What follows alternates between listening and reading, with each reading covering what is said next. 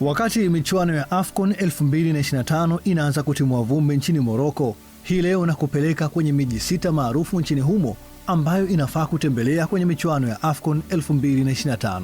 Morocco inajiandaa kupokea mashabiki mbalimbali kutoka kila pembe ya dunia watakaoenda kushuhudia michuano mikubwa kabisa barani Afrika itakayoburudisha dimbani hadi kipenga cha mwisho kitakapopulizwa.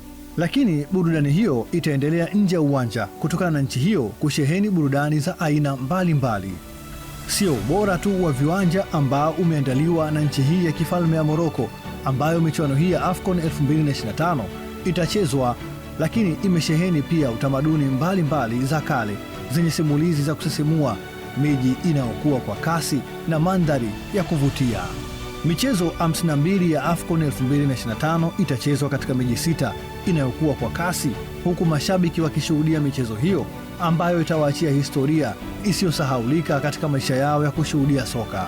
Sasa ni kupitishe katika miji 6 ambayo michezo hiyo itachezwa kuanzia Disemba 21 hadi Januari 18 na kukusanya mashabiki wakishuhudia tamasha kubwa kabisa la soka barani Afrika. Rabat, mji mkuu wa urithi na maelewano. Huu ni mji mkuu wa Morocco ambao umejengwa kwa teknolojia ya kisasa kabisa na historia ya kutukuka. Mashabiki watakuwa na fursa ya kushuhudia eneo la historia la Kasbah ya Udayas, karibu kabisa na mwambao wa bahari Atlantic.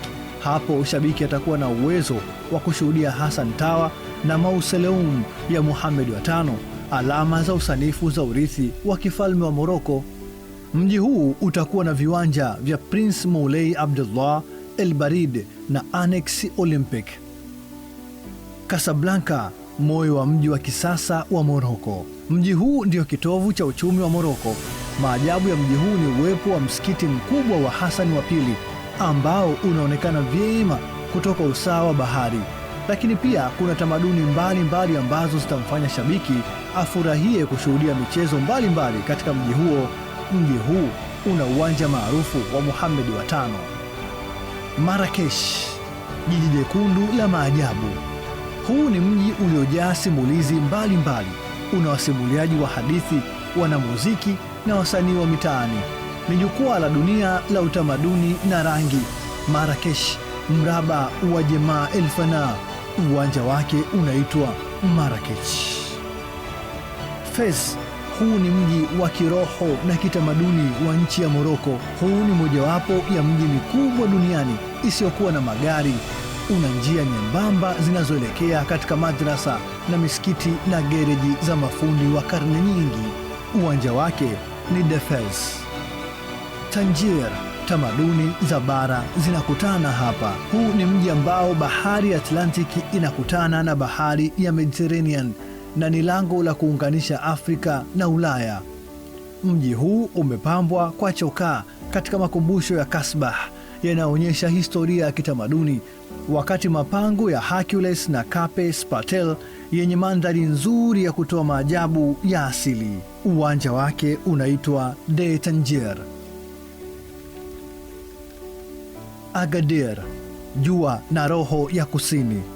Mji huu upo kando ya pwani ya Atlantiki nchini Morocco. Agadir inawapa mashabiki mchanganyiko kamili wa utulivu na matukio. Inajulikana kwa fukwe zake za dhahabu na jua la mwaka mzima. Jiji hilo ni bora kwa kupumzika katikati ya mechi na mechi. Mashabiki wengine watapata nafasi ya kutembelea katika maeneo mbalimbali ya Agadir kama vile Wife la Kasbah, Souk El Had yenye shughuli nyingi, mojawapo ya masoko makubwa zaidi ya kitamaduni ya Morocco. Uwanja wake unaitwa Dagadir. Hadi wakati mwingine, nilikusimulia makala hii ni mimi Samiri Mbarak, TBC.